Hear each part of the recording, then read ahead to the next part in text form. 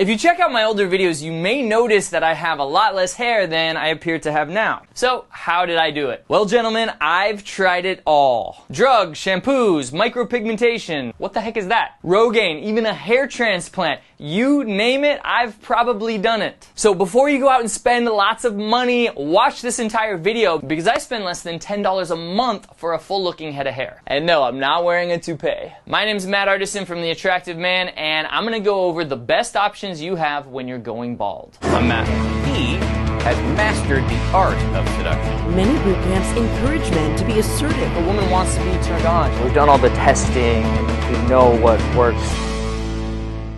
Okay, I'm gonna count down from the most expensive option to the least expensive because they're all viable options based on your situation, how much you're thinning, or maybe you're already completely bald. But number 1 is my personal favorite, and it's also the least expensive. Number 5, you could get a hair transplant, which is of course the most expensive option, ranging anywhere from $3,000 to like $15,000, depending on the surgeon and of course the location. Bangkok versus Beverly Hills. But it can be a good permanent option, but here's the deal. I got a hair transplant about 7 years ago in the front area of my scalp, and what they didn't tell me is that all my existing hair would fall out because of the shock from the needle. So basically, instead of making my hair much thicker, it just replaced the existing hair that I already had, which is not what I wanted. And if I would have known that, I wouldn't have done it. So if you're thinking about getting a transplant in an area where you still have some hair, then I recommend hold off and do one of the other options that I'm about to tell you, and wait until you're a lot thinner in that area, like to the point where you're almost bald. Or at least ask your surgeon if you're gonna lose your existing hair, and hopefully he'll tell you the truth. Number 4 is micropigmentation, which is a semi-permanent option that lasts about 6 months to 2 years. They advertise that it'll last 2 years, but I had it done about a year ago and it only lasted 6 months. And what it is basically like tattooing your scalp. It's not really painful though. They'll numb your scalp, hopefully, and they basically have like a tattoo gun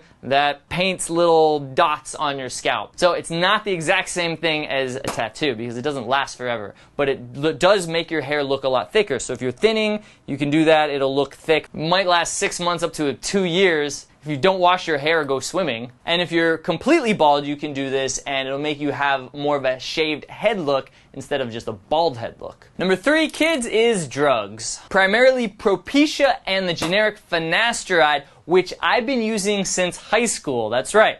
My hair has been thinning since high school, and I honestly think it would have been a whole lot worse if it wasn't for the continual use of finasteride or Propecia, which you have to take 1 milligram every single day. And they do claim that it will help with balding in the back of the head, which I don't have, but they don't say that it will help with the front balding, but I do, like I said, I do think it has helped slow the process. And thankfully there aren't really any side effects, except some people report erectile dysfunction, which I'm proud to say I have not experienced, because the best cure for ED is HG. Hot girls, of course. By the way, if you like this video, make sure to subscribe to this channel and click that bell notification icon, and leave a comment down below if there's any methods that I haven't mentioned in this video that have worked for you. And leave a big thumbs up if you like the video. Number 2 is topical remedies, such as shampoos and conditioners, which honestly I don't think they really do much. Can't really hurt, it's not going to damage anything, but I think you're just wasting your money. I've also tried the LED helmet, but I don't like it because I travel all the time and it's too big to take with me. I did try it for an entire year, 3 days a week for 25 minutes, as they suggest, and I didn't notice any difference. For topical remedies, I recommend the classic Rogaine or the cheaper generic version minoxidil, which I've been using since high school. It hasn't regrown any hair. I don't think that will happen. So if you want to slow down the process of your hair thinning, then I recommend using finasteride and Rogaine together. But what about actually making your hair look thicker? Well, that brings me to number 1, which is this little guy, Topic. This little bottle contains these microfibers that are the same color as my hair, and I just squeeze it onto my scalp like this, and it attaches to my scalp and it makes my hair look really thick. And in all the years that I've been using it, I've never been called out. Nobody has ever noticed it. In fact, I have it in right now. Can you tell? So if you just have balding in the back, then you can just sprinkle it on, but if you're thinning in the front, then I recommend getting this applicator for the top so that way you can just basically spray it on. By the way, I put a link down in the description so that you can try out Topic.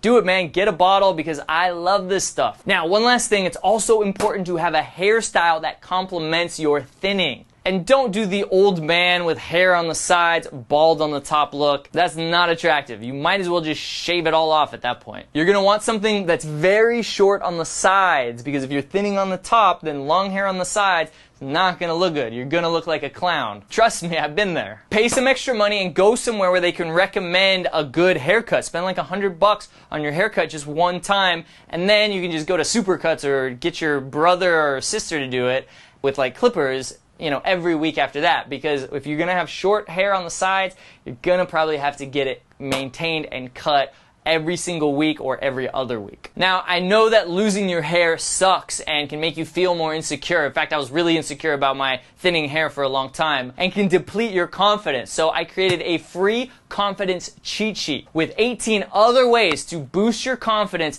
and overcome any fear or situations that make you feel nervous. And these 18 methods are proven to work by science. So check that out, get your free copy. I'll put a link down in the description and to the right of this video.